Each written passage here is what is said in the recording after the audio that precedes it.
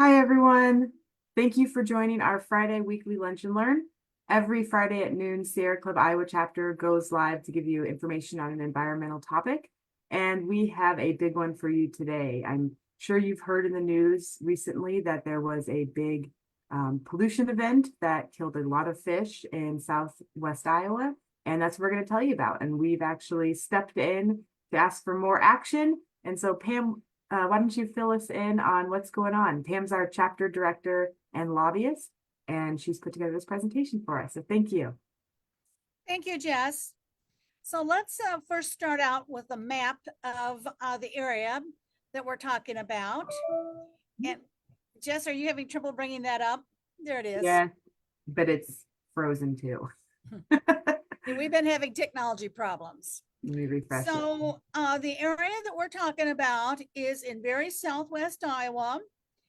The spill started in Red Oak, and it is in Montgomery County. Red Oak is in far northeast corner of this map. And then the spill traveled down the East Nishnabotna River, past Essex and Shenandoah, and then on to where it met with the West Nishnabotna River, and moved on down to Hamburg, into Missouri, and then met up with the Missouri River just east of Prue, Nebraska. That path is about 60 miles, 50 miles in Iowa and 10 miles in Missouri. The fertilizer leak involved 1,500 tons of fertilizer, which is 4/10 of a swimming pool, Olympic-sized swimming pool. And it killed about 800,000 fish along the 60-mile path between Red Oak and the confluence with the Missouri River. On the next screen, we'll take another look at the Nishnabotna River. And where we're talking about is Red Oak, which is where the N is on the Nishnabotna. So that's where the cursor is right now. And then it traveled past Essex and then on down. And the next slide will show another route of the river. And this is the very far corner of the slide, the upper right hand is Essex. It passed through by Shenandoah, then again down to the confluence and on to Hamburg. So let's talk about the background of this a little bit more. So this spill happened between March 9th and March 11th of this year. A valve was left open on a large fertilizer storage tank, and this was at New Cooperative near Red Oak. 265,000 gallons of liquid nitrogen fertilizer drained from the tank into a drainage ditch. Then it flowed into the river. Over the next few days, the pollution traveled downstream in Iowa through Missouri and to the confluence of the Nishnabotna with the Missouri River. Nobody was monitoring the site over the weekend, and no detection equipment was installed to monitor for opening valves or valves that hadn't been closed. And so this was a very catastrophic event in terms of fish kills. The Department of Natural Resources in Iowa stated that nearly all fish were killed in the nearly 50-mile Iowa stretch of the river. They were estimating 749,242 fish. This included game fish, things that we eat like catfish, bass, sunfish, as well as over 707,000 minnows.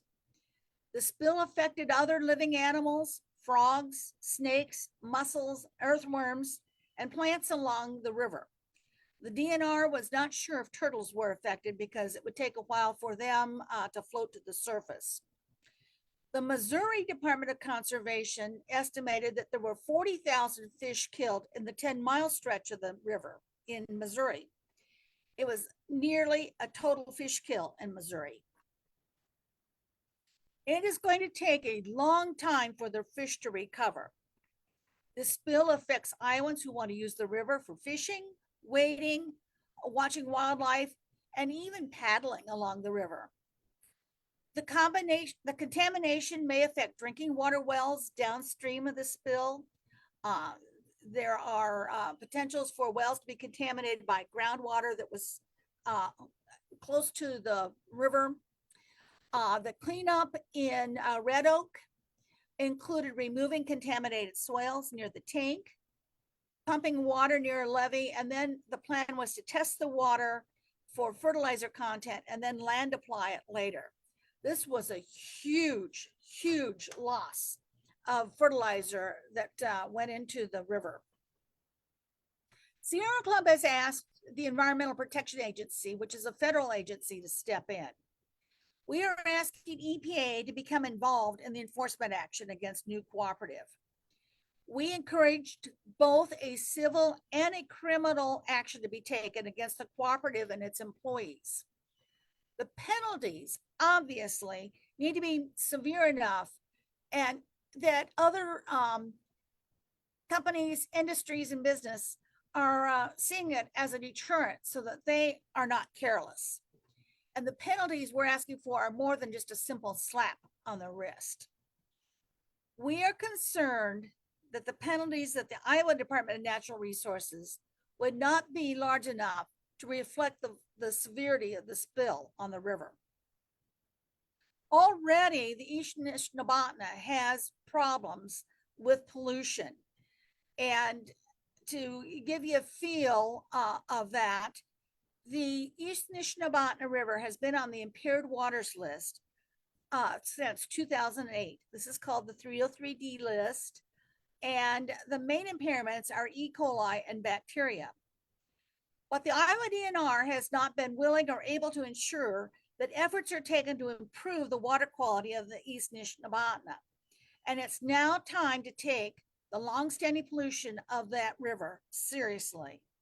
And it is time to undertake efforts to improve water quality in the river while recovery and restoration efforts are underway due to this spill. It is appropriate for EPA to engage in the long-term repair of the river, including restoring the river habitat and the river inhabitants, as well as testing of the private wells.